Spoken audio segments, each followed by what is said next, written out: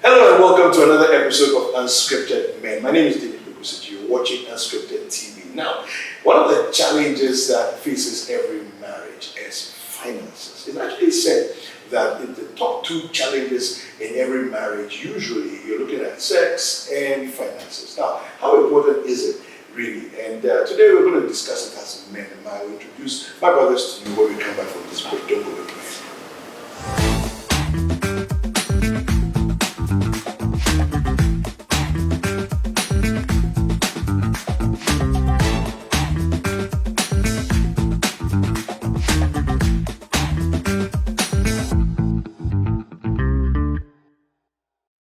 Welcome back. Now, let me introduce my brothers to you. I have to my immediate right, Long. Then next to him is Mystic Mike, and then next to him is Delali. Welcome, guys. Many thanks. All right. So, from your perspective, how important is this whole conversation about finances? Anyone? But you mentioned in your introduction that two things, sex and finances. Yeah. I disagree. Okay. It's one thing, finances. Because finances can affect sex. True. Well, we'll deal with the sex matter later. But Uncle said sex deletes finances. He says good sex makes you forget And when you look at it, it's true. Folks in there, right in this, they don't get money, but they're they're fire. So I think the financial situation, well, it depends on the individuals involved. Some will like to discuss it. Some will just let it flow. Once we enter into the marriage field, they're saying her money is her money, my money is our money. I give out what I have to give out. If it's not enough, I expect her to show up. How do you feel? How do I feel? Yeah, I mean, the whole concept of her money is my money. For me, I believe once I have married a woman, I've always said this, and I'll say it anyway. Okay. In a dating situation, I am not obliged to give the woman money. Okay. Talk finances with a woman. Once I am in a dating situation. Maybe when we get to the high embers of courtship, knowing that marriage is going to come up, then maybe we start discussing how we're going to, set up this, set up that. That's a different ballgame. Okay. When I enter into the marriage setting, I know my responsibility, and I just have to go along with it. That is giving out, whether monthly, weekly, or daily stipends, or whatever you want to call it. If I should give out and it's not enough, well, whether she's working or not, I believe I have to give, because that is my role, or that is the natural role men have been, given in a marriage setting. You, the man, take up responsibility, take care of your wife, your kids, their home, and everything financially.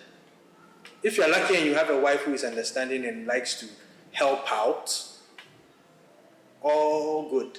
If, for instance, maybe she's not into full-time working and you are, and you have to do that, you've made her stay at home to be a stay-home wife, then you should know that the honor is onto you to do all the paying. Bills, food, school fees, even her diaper, her pad. Her pads. Come on now. Diapers, the other one is normal. But because if you decide to let her be, because whatever money you give her, that is what you use to buy the pad, and anything, so it's still the same.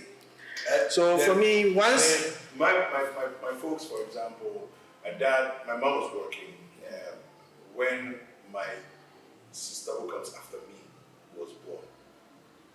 He asked her to quit and stay home because now we become two and there may be more coming. So from that time, they decided together that she was going to be a stay-home mom. And that was it, right? So now that means that 100% of the responsibility has to come on my dad. I've never been with a woman who is a stay-home wife. I'm also socialized different, even though that's what I saw. I don't reckon it will work for you? I don't even see the picture as an attractive one. Where every day I come home, it's like I left you at home. I'm coming to meet you. Where I left you, you are still the same place. To me, it creates a certain level of boredom and stagnancy. Yeah. That it's not exciting for me. Monotonous. I want the excitement of having conversation when we come back. Like middle of the day, you're going through some issues at work. I'm also going to a challenge. So I just came out of this meeting. Look at the kind of rubbish that I experienced.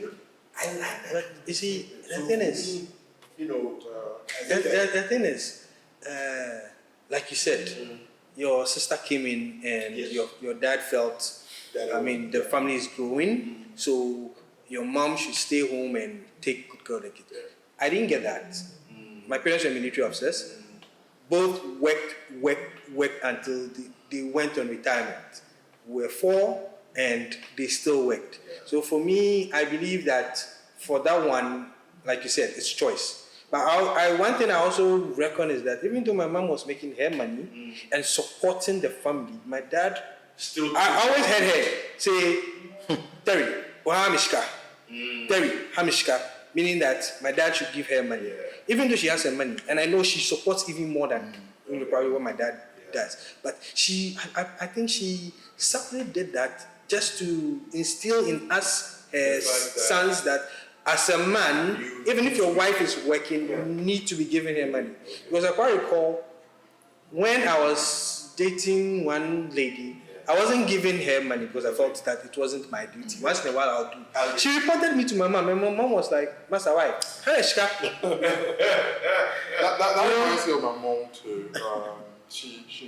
I remember she once made a comment that how can you be dating someone and once in a while you would not give her money?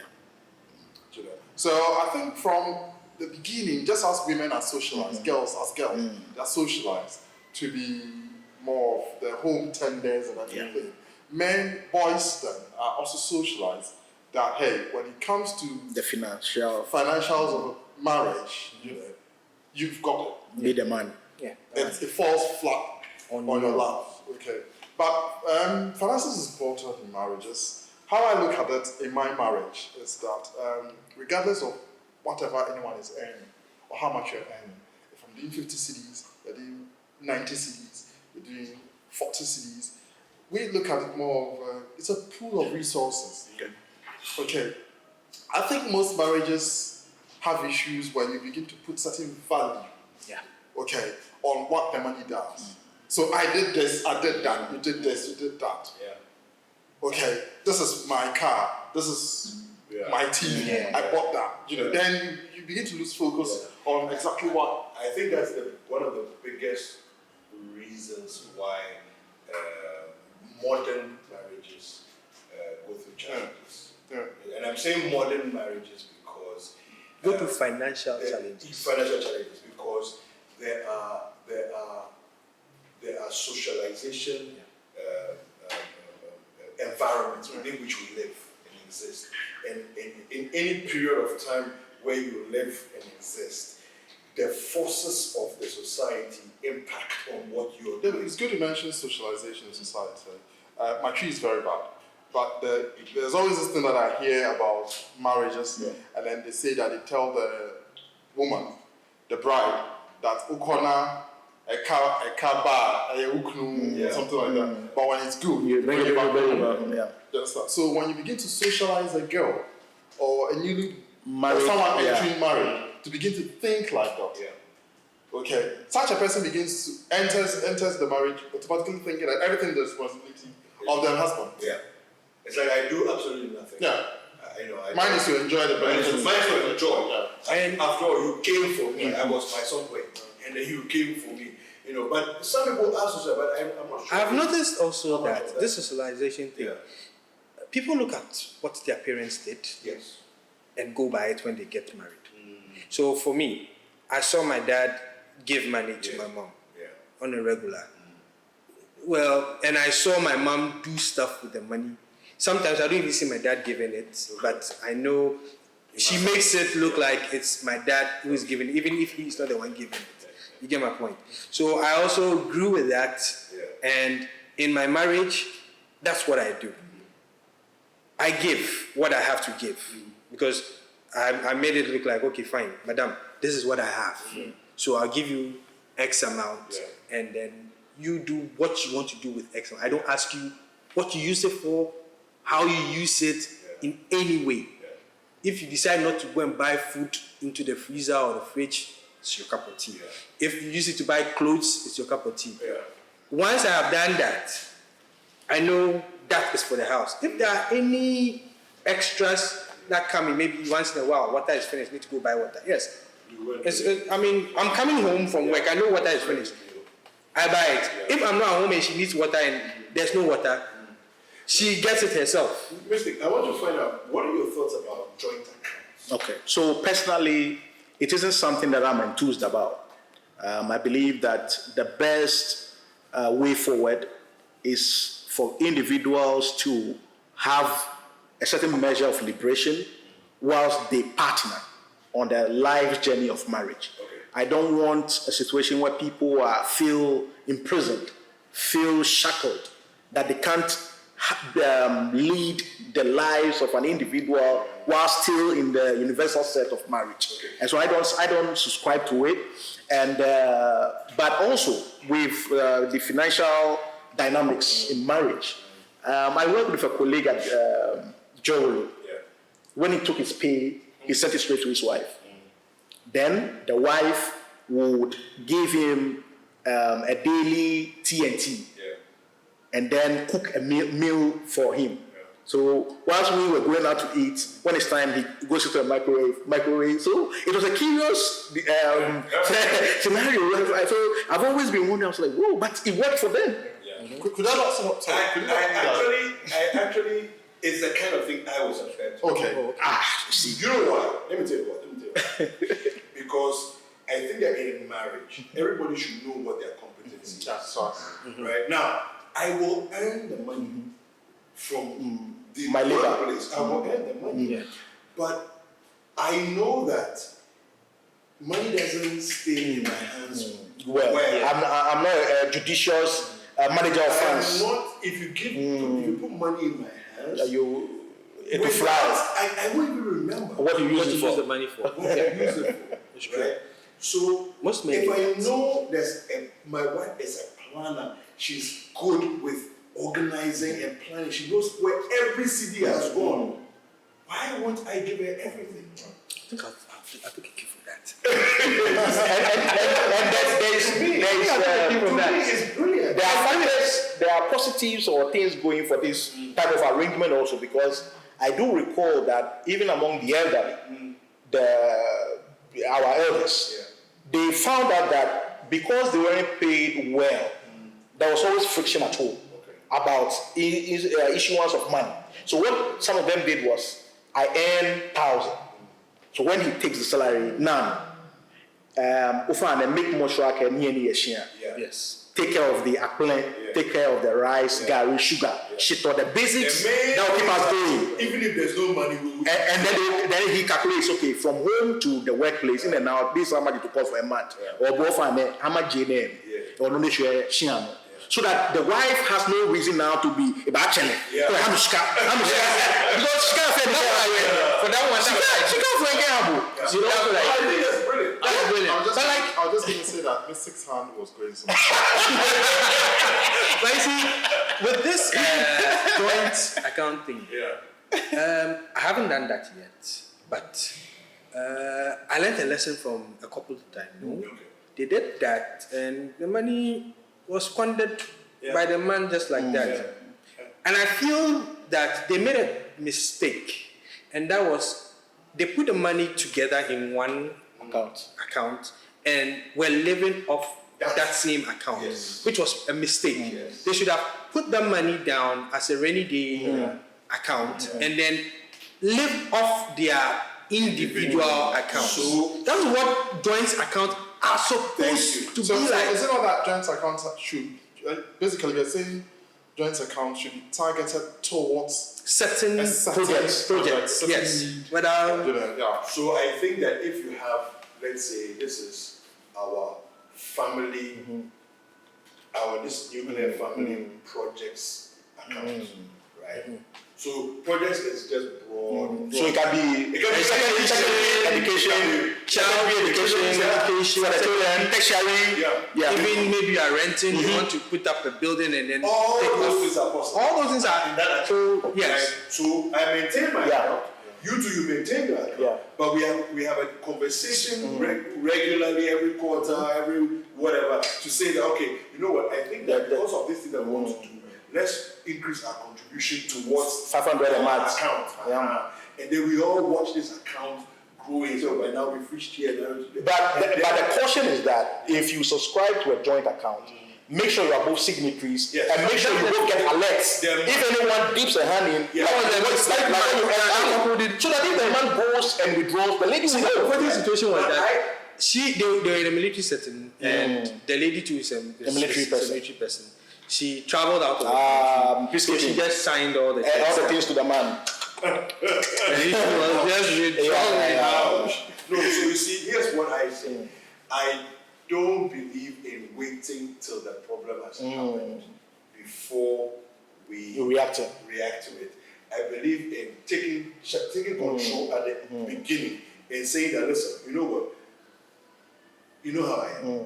Me, if money come behind inside. I mean, I'm very honest about this thing. If money come behind inside, the money will disappear. So let's do it both to sign.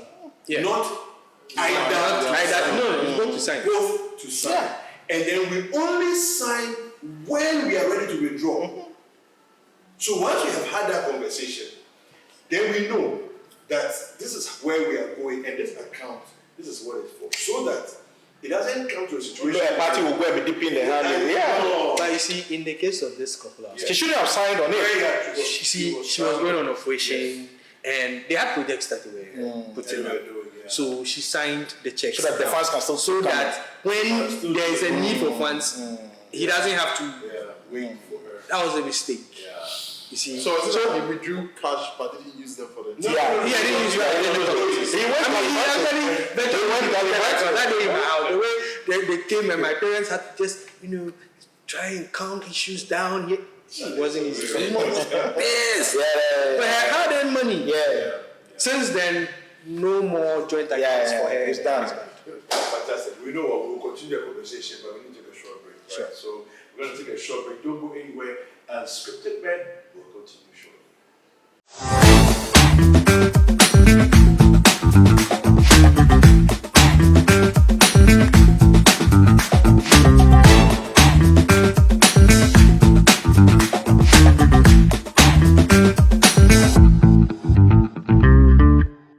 All right, welcome back. This is Unscripted Men on Unscripted TV, and we're talking about finances.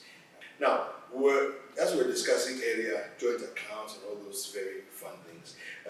One of the questions that I have is how much disclosure is important? When I say disclosure, I'm talking not only about money, but also about property. Because at the end of the day, because you don't buy property, so, on that whole space, how much disclosure is important? I mean, I feel that it's easier for my life if you are aware of my salary. Then you don't have Any qualms? tax MP level expectations of me. Yeah. Do you understand? But the question Usual is, requests. to whom are you making the disclosure? No, to your So that is it. What caliber of person? Is it a girlfriend? What caliber? No, even if whoever it is, what caliber of person? Okay. Because even I should with handle the information. American system or whatever, they have disclosures after certain years, and even with that, they how do you call it? They paint certain part of the information. You don't get a full picture. Okay. They redact. You read that, yeah. So it tells you it's on a need-to-know basis. Yeah. And it must apply in relationship mistake. And that's the mistake people make. Mistake. You see, the thing is this: in a marriage situation, not relationship situation. you are obliged to disclose your, say, monthly or weekly income. I think the extras that you get, maybe that one you can decide not to disclose. But the one that comes with the pay slip, you are obliged. You are obliged by which convention, which law? We see, which principle? because He knows your intimate parts. No. yes. So what again are you hiding? The hookup girls know my intimate parts. Oh no.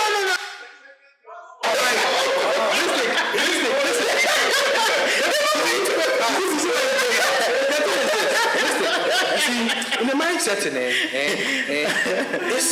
it's far different. I'm getting it has to be sacred. I get you. Yes, but what I'm trying to say is this. Yes. The disclosure rate in a marriage setting compared to that of a relationship setting is different. Marriage setting, full disclosure. Relationship setting, minimal. There's no obligation for him to disclose. Even with the married one, what is the reality on the ground? The reality of the ground is this. If I earn 10,000 cedis a month, my wife has to know I earn 10,000 cedis a month. If I had decided I'll give her only 500 cedis out of that 10,000 cedis, that is my decision. Yeah. Why would I know you earn 10,000 and you be giving me 500 cedis? Good. Now the question is this: when I give you 500 cedis, I have to explain to you why I'm giving you 500 cedis. You get my point? Tell me that I've given you 500 because probably, like you said, stay-home wife. Yeah. She's not bringing income. I have to pay bills. I have to pay school fees. Probably we are renting. Rent, and I'm trying to put up a building so that we can move in and stop paying rent. All those are on my head alone. If I give you 500 cedis and you know that I am using it for all these things, you have no qualms. David, I subscribe that no one is compelled. You see, Dave, it is what people show you. When people show you things, you must believe them. See, you are dating this woman, and from her pronouncements, certain things are taken in your mind. I recently saw a Facebook lady. I went in the DM, lovely lady. Then I engaged her. Then we started talking, and it came to meals. So I said, "What's your favorite meal?"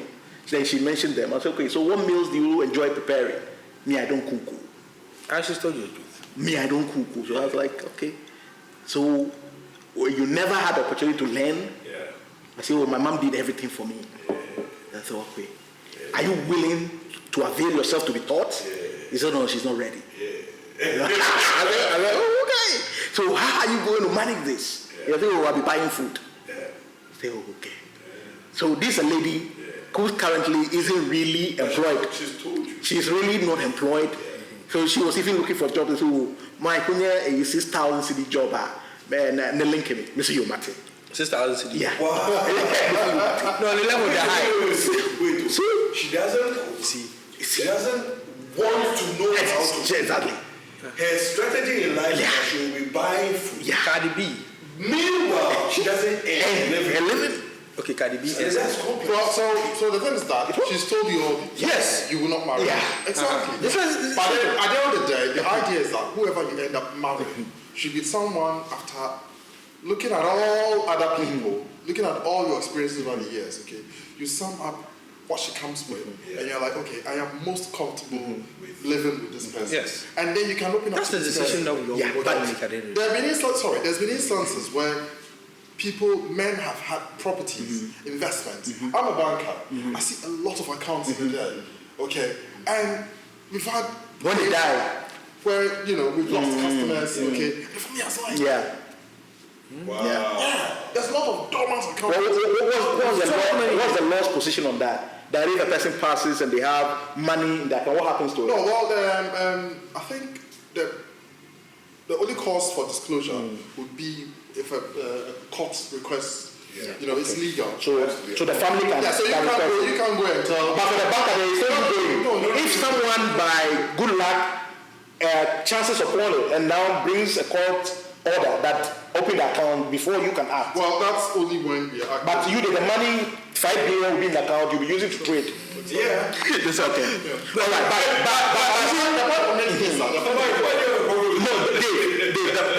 the problem the risk in disclosure sometimes, not always, that I reckon is that people do not pull their weight any longer when they get to know your salary.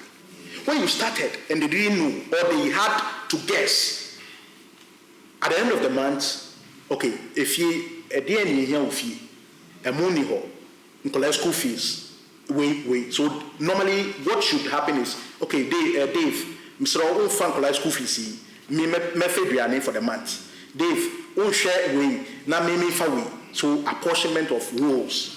But then here is someone who now finds out that Dave, you earn 10,000 a month, now me and 3,000. You have to make your roles in this. You have to do 3, 4. Then on me more than one first. I want in woman. Of course, me 3,000. I think so I understand where it's coming from. That is it. Because I see that someone once said that it's only people who earn less that disclose exactly 100% how much they earn. It's very true. A rich man who earns so much. No, if you're a rich man, if you are an average person who earns quite a lot won't mention. Don't mention it.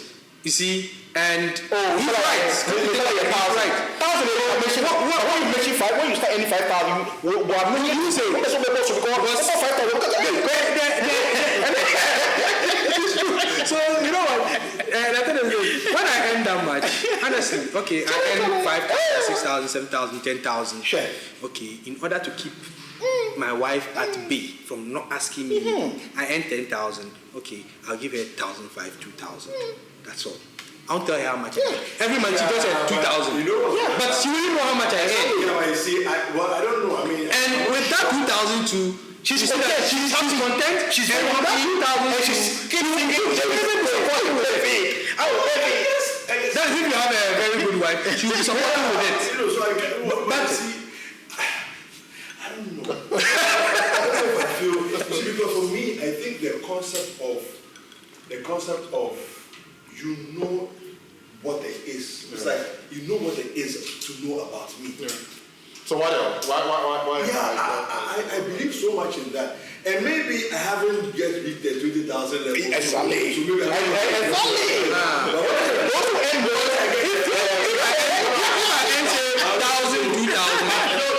maybe when you start earning 20,000, okay, really, my family should, me and my spouse, we should be at a position where it wouldn't even matter that I earn that much. If it still matters that I earn 20,000, I think so. That's part of the relationship. Yeah, you know, with increased income comes change of lifestyle. No, by that you see that is if okay. So the two of you, I think the two of you need to plan your lifestyle changes and lifestyle upgrades.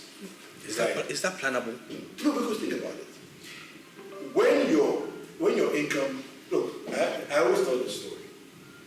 I was in church one day, we were having this conversation, and the apostle was showing us an example of two people who, because of their life's example, he discovered that, look, listen, money is about how you spend. Mm-hmm. That's true.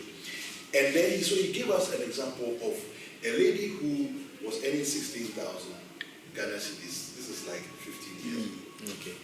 She was earning 16,000 cedis a month. Even then. 15 years. 15, more than 15 years. Do you have a number? I think I have to check. So, and then she was complaining to her pastor that, so for these days, and soon, you know, and a few minutes earlier, a guy had left his office who had brought him a gift of 100 cedis.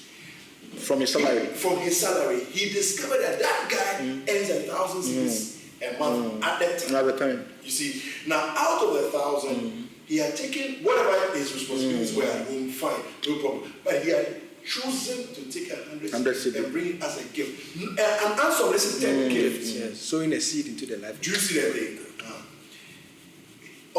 Put the two side by side.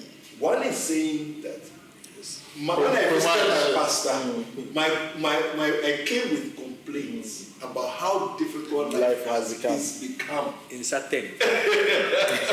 And even the other came with no complaints. Not that he doesn't have problems, but he didn't come complaining. His attitude was one of, you know what, so it's been a while since I came to visit you, but I just thought, let me just come in, something small, let me I'm on my way. You put the two side by side. You're saying, look, it depends on how you live. Because the 1,000 cities can do only so much. It's realistic, it's finite, right? The 60,000 can do a lot more.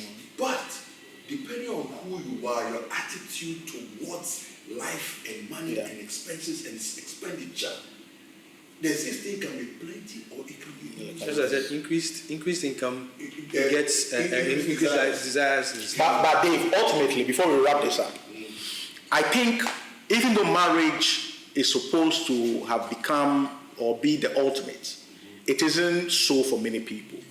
In that, imagine someone looking to marry, bear children, and then time is passing her by. Yeah.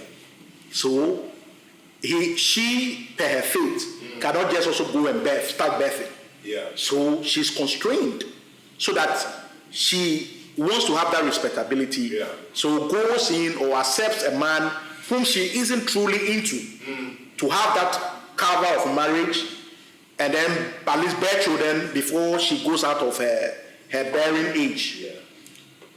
You would find that such a woman is only tolerating the man even in the marriage. And in that case, say obey full disclosure, that man is not going to be natural. It's not going to be straightforward. As compared to Obi Ananka or Peno or Noah Peno, or see so David Namepe, and I want David, I want to have David's children. If she were to marry David, if she earned 1 billion, she would run David. I'm not cutting you, but you see, one thing is that we the men, you know that we don't really expect our women to disclose how much they earn to us. No, but now Because now in the natural order of things, because we are the providers, we don't expect to know a woman's income, how much she earns. I don't know how much my wife earns. She works on her own. Whatever she makes at the end of the day, me, I don't know. Honestly, I don't care. Because I believe that's hers. Yeah. But what I earn, I have made her see it. She's aware. So she knows that she gets this cut from what I earn. I think it's and we are good. That's what I believe in. For me, I think it's such a stress reliever when your wife knows your financial limit. Yeah. Yes. You know, and she doesn't overburden you with expectations. She doesn't also overburden you with unnecessary demands. It's easier. And if you don't earn much, if you have easier to close as a man, if you don't earn much, and true, if you have a good one, once she knows there's never too much. Even Bill Gates wants more money. Yeah, you pass and Bill Gates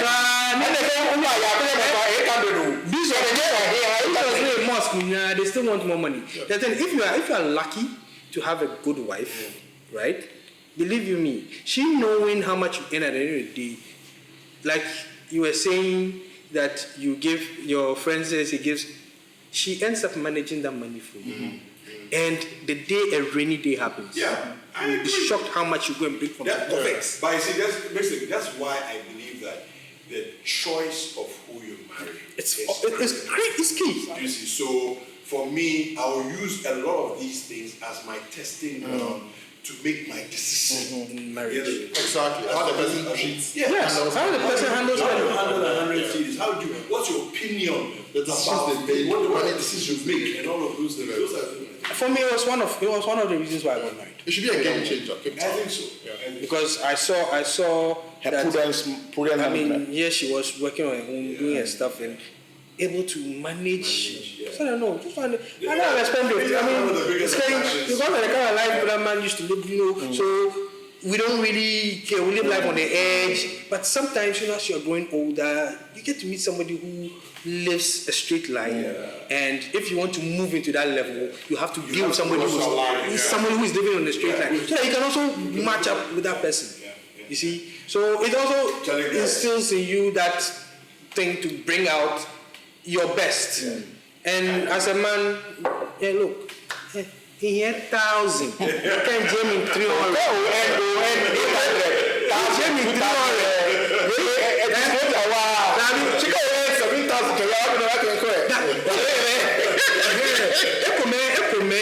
No, but you see, women have unsatiable desire. That is it. If you earn 10,000, you earn 7,000, and you do that only fair. All human beings have insatiable desire.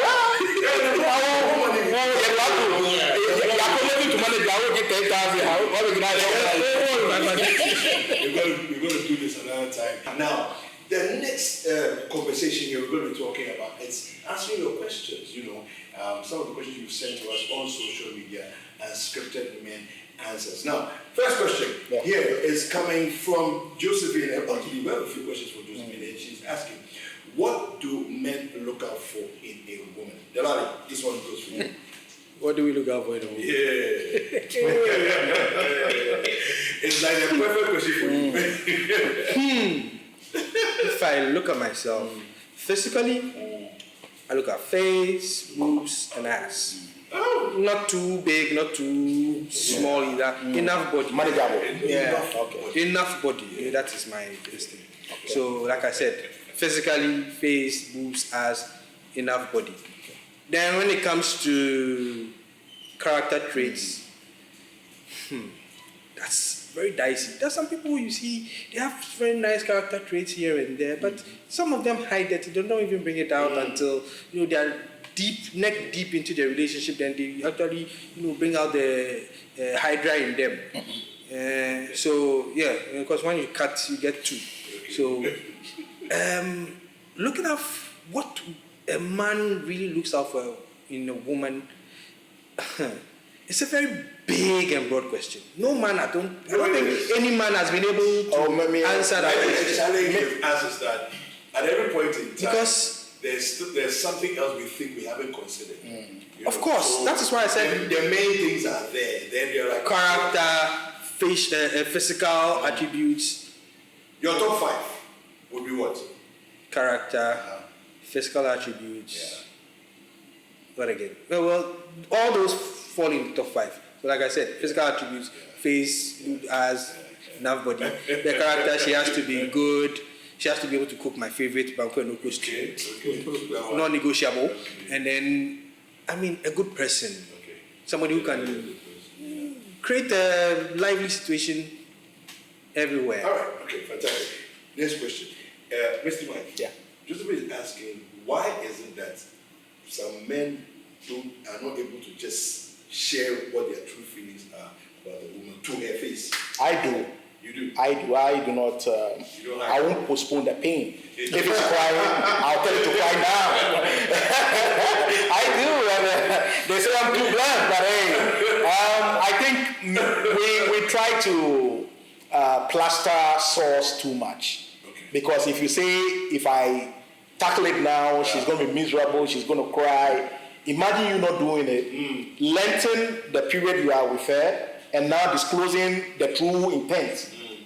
Now she will tell you, and we're using me. We're using it, use it, I will catch it. You see it, I will catch it. Now I say, oh, no, tell the person. Yeah. If you tell them, don't postpone the pain. Exactly. So one of my guys, he's the Healing of the Nation member. Okay. So when he meets you, he'll tell you, open to me. So if you want, you go with him. And you have to later, hey, so that's it. Tell the person. Yeah. And some people, you'll be surprised, wouldn't mind. It will be water off the back of a duck. So Charlie, go straight, tell the person, man. Okay. Yeah. Disclosure is important. All right. Now I know. Let's create a. Well, I don't know if you want to create a hypothetical situation. The question is simple. Sure. You've met a woman that you like. what is it that scares you the most about what you don't know? Well, there's always the fear of the unknown. As I've discovered lately, there are some things about your spouse you may probably never get to know until you commit to them. Okay. You know, I'm sure there are some things about me my wife never knew, or probably didn't think I could do, or could act a certain way, until we got married. You know, and then same. You know, so you are never really sure, 100% about someone. Yeah. The possibilities of something going wrong with, you know, beautiful relationship, beautiful love story, you can have the most fantastic beginnings and everything. But hey, it could also go wrong. It's human nature. You understand? What I fear is that someone who has killed before, covered her tracks so well that it's not known, and then no, I mean the fear is that this sweet person could have actually snapped the life out of someone in the past and gotten away with it, and retains the ability to do it again. If you are to pieces so those are the ones who will tell you on bed, maybe usually, you know, she's lying with you and she tells you, if you cheat on me. So, or sometimes you are sleeping and then you know you're in a semi-conscious state, then you realize the person which now also the person also. You know, mental. Some people can be really mental. But her telling you that she's killed somebody, she'll tell you probably the reason why. No, she's not telling you. I'm telling you someone who has done it without anyone knowing. I also don't know how to I will it. But how would you? But it doesn't mean that you necessarily fall a victim. No, that's what I'm saying, that for you to have met someone so loving, so serene, and yet happens the past. Because that's the part you think, happens the past. I mean, imagine you are dealing with a killer here. And imagine you pissing off a killer. I believe what I don't know, don't kill me. What do you know as a killer? So, final question, any of you can take it. Before and after a marriage, what are you looking for? Before marriage, what do you look for? What are the things, what are the signs, things that are interesting, like you are interested in, to identify in the person that you like, or you found, you've met. And then afterwards, what are your expectations? Well, key for me is two things. One, friendship. Okay. Very key. But before marriage, we should be friends before we get married. Before we Best of friends. think about getting married, okay, we should have a certain level of friendship. And then number two, vision. Okay, vision is very important. Okay, because this is a lifelong journey we're taking the person. If you guys don't stick to it and understand that we are going to identify places, this is what I want to do in my life. This is how I see my life for the next 5, 10, 20, how many years, okay? And the visions are not aligned, okay? Then, you would most likely set off on a very bad footing. Okay, what's this person's plan for himself or herself? Okay, without me, what did they live a life that's really planned? You understand? Or are they just going to sit back? Okay, and then take it easy and then. No, our motto says it on head, heart. I'll look for good health. Someone who has enjoyed good health before marriage, and then afterwards also continues to enjoy good health, because that's key. That can drain your finance. That can really tax you humanly. But health can throw you a curveball. No, that's what I'm saying. That someone who we don't like footballers who get hurt every now and then. Nobody wants a party, the situation party is facing. We don't want it. Nobody wants it. You want a footballer who enjoys a long spell of good health, fitness. And that's key, because if health wants to mess you up, no matter how rich you are, people have sold their properties to attend to health. So I want someone who has enjoyed a very long streak of good health, pre and post marriage, someone who has shown that they can be resilient, because just as there's good fortune, Lady Luck also has a sister. Bad omen can befall, and the trials that will come before you can even disjoint a saint. So I want someone, a partner, who is so resilient that can pick herself up So, I mean, I side with love. I'm Friendship looking is for that. very key. Because, to believe you me, after the marriage, after some years, the love, they do some way. It's the friendship that will keep that marriage going. If the friendship is not there, the marriage will break down. It's as simple as that. Well, gentlemen, Yeah. thank you very much. Always a pleasure. Always a pleasure. All right, so we've been having fun here on Unscripted Men. I've been having these conversations with my brothers here, Lali, Mr. Mike, and Long. My name is Peku David. Thank you for watching Unscripted Men. This has been a fantastic show. Keep watching Unscripted